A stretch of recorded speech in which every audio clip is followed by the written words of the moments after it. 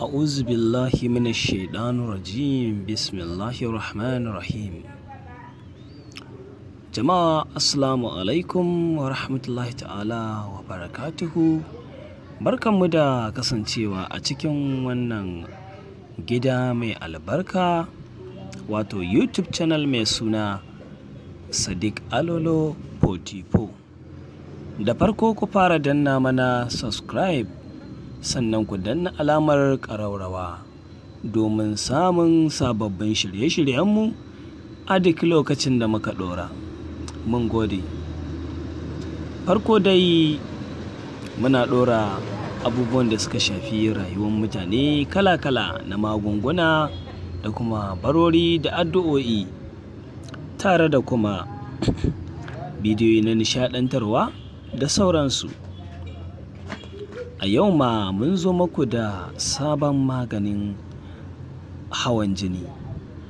Wannan magani na hawan jini da muka zo muku da shi, wannan magani na hawan jini yana da matuƙar amfani, kuma sannan yana da matuƙar muhimmanci, sannan yana tafi da hawan jini baki ɗayansa. Ana rabuwa da hawan jini gaba ɗaya idan har aka daure aka ci gaba da yin amfani da wannan magani na tsawon lokaci. Bi ma'ana, idan har kullum za ka dage kai amfani da maganin sau 2 a rana na tsawon sati 2 ko sati 3, duk irin yadda hawan jini ya tsananta a jikinka, ina mai tabbatar maka ko kuma ina mai tabbatar maki sai wannan hawan jini ya tafi ya barki ko kuma ya tafi ya barka gaba ɗaya. Wannan magani ne ingantacce, kuma za mu ba ku tushen maganin ne ku yi amfani da shi, kuma sannan ku ringa taimaka ma al'umma musulmi a duk inda suke a faɗin duniya. Wannan magani da za mu saki, ko kuma magungunan ma da muke ɗorawa a kan tashoshinmu, muna sakin su ne saboda su zama sadaqatul jariya ga dukkanin 'yan uwanmu musulmai na duniya baki ɗaya, wanda suke jan Hausa da ma wanda ba sa jan Hausa. Sai dai muna so ku yi mana alkawarin kada ku ɗauke shi ya zama sana'arku wacce za ku ringa neman kuɗi. Ku ɗauka cewa wannan taimako ne. Duk wanda kuka gani da wannan larura, ko ku faɗa mashi ya yi, ko kuma ku je ku samo ku yi mashi ku bashi. Amma don Allah, don Annabi, ku taimaka mana ku ba mu haɗin kai. Kada ku ɗau wannan a matsayin sana'a ku dinga neman kuɗi gauran mutane, domin hakan ba daidai ba ne, mu kuma ba mu lamunce ba. Idan har kai haka, to gaskiya ba za mu yafe ba. Mu mun ɗora ne saboda ka yi sadaqatul jariya. Idan har ka sanar da wani, to tamkar ka yi sadaqatul jariya ne kai ma, saboda ka ceto lafiyar wani ko kuma ran wani. Saboda haka dan Allah, dan Annabi, sai a kiyaye. Bari dai mu takaita domin mu kawo maka wannan magani kai tsaye, bayanin shi da kuma wani ice ne, da kuma yanda za ka sarrafa shi kai amfani da shi domin magance wannan matsala ta hawan jini.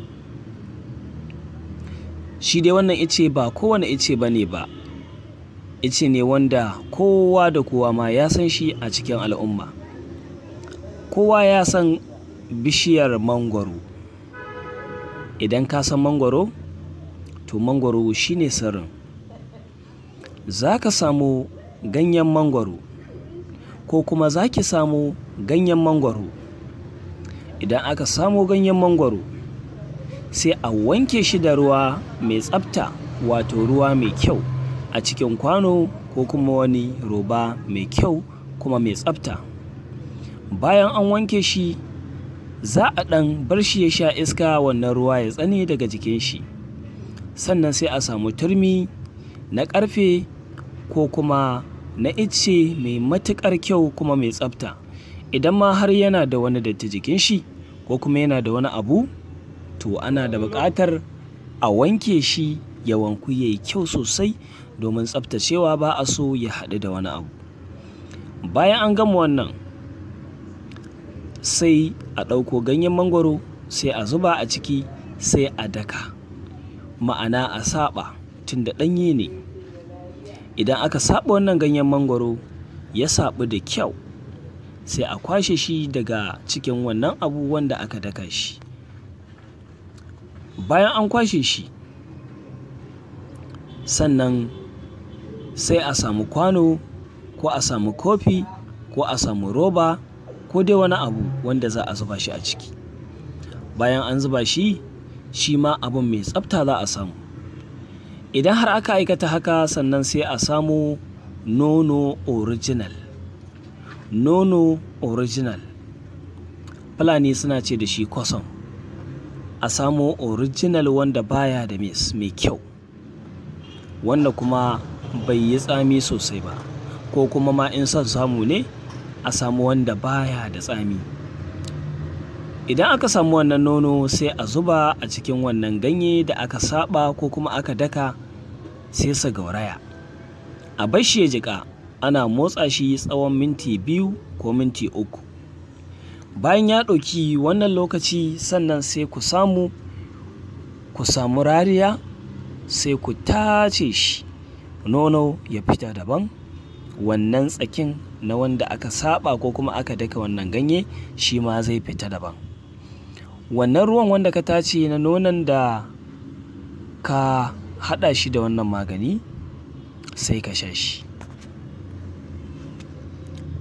Idan ka sha, kafin ka sha za ka yi bismillah, ka ce bismillahirrahmanirrahim, sai ka sha. Idan ka sha ko kuma idan kika sha, insha Allahu haka za ku ci gaba da yi na tsawon kwana 3 ko sati 1 ko sati 2 ko sati 3. Shine matuƙa ƙarshe gaya. Insha Allahu alfarmar annabi Muhammad sallallahu alaihi wasallam, za a rabu da hawan jini kwata-kwata, amma fa sau 2 ake amfani da shi a rana. Sannan yana da sharaɗi. Duk lokacin da za ka sha wannan magani, ka samu abinci ka cika cikinka. Idan ka cika cikinka ya cika tab, to sannan sai ka yi amfani da maganinka ka sha shi. Wannan magani wallahi yana da kyau sosai matuƙar gaske. Mutane da yawa sun gwada, mun ba su, sun samu lafiya. Mu muna yi ne saboda Allah, saboda annabi Muhammadu sallallahu alaihi wasallam. Domin manzon Allah sallallahu alaihi wasallam yana cewa dukkanin wanda ya taimaki al'ummata, to Allah ka taimake shi, wanda kuma ya cuta ma al'ummata, Allah ka cuta mashi. Dan Allah, dan annabi, duk wanda ya samu wannan sirri ya sanar da 'yan uwan shi wanda suke da irin wannan matsala, domin magance masu matsalansu ko kuma sama masu hanyar da za su samu sauƙi a rayuwarsu. Mun ba ku sadaqatul jariya saboda girman Allah, saboda annabi Muhammadu sallallahu alaihi wasallam, saboda girman alƙur'ani, saboda girman wannan wata na Ramadana. Allah ya sada mu da dukkanin alkhairansa, amin summa amin. Kada ku manta, ku danna mana subscribe, sannan ku danna alamar ƙararrawa, sannan ku yi mana like, kuma ku yi share, ku tallata mana, domin insha Allahu ba iya wannan ba, a koda yaushe za mu kasance tare da ku, tare da baku magunguna na abin da ya shafi na addinin musulunci da kuma na gargajiya, domin samun mafita a cikin lafiyarku. Insha Allahu za ku ci gaba da yin farin ciki ma damar kuna tare da mu. Kuma wanda yake da wata tambaya ko kuma wanda wani abu ya shige mu duhu, ko wani abu wanda ya shafi wannan ba, to za ku iya tuntuɓar mu ta lambar wayar mu wata gata nan a rubuce kamar haka: 0800 600 1056, ko kuma 080 600 10556. Mun gode. Allah ya bar mu tare da annabi Muhammad sallallahu alaihi wasallam. marasa lafiya na gida da na asibiti, Allah Ubangiji ya ba su lafiya, mu kuma masu lafiya Allah ya ƙara mana lafiya.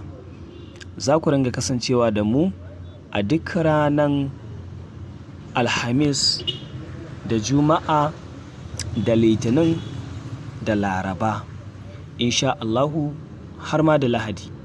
Za mu ringa kawo muku magunguna akai-akai, kuma sannan duk irin cuta ko kuma larurar da take damunka, idan har ka tuntuɓe mu insha Allahu, in dai har muna da masaniya za mu sanar da kai, sai ka je ka nemi maganin. In ma kana kusa da mu za mu iya taimaka maka ka zo ka karɓa. Mun gode sosai.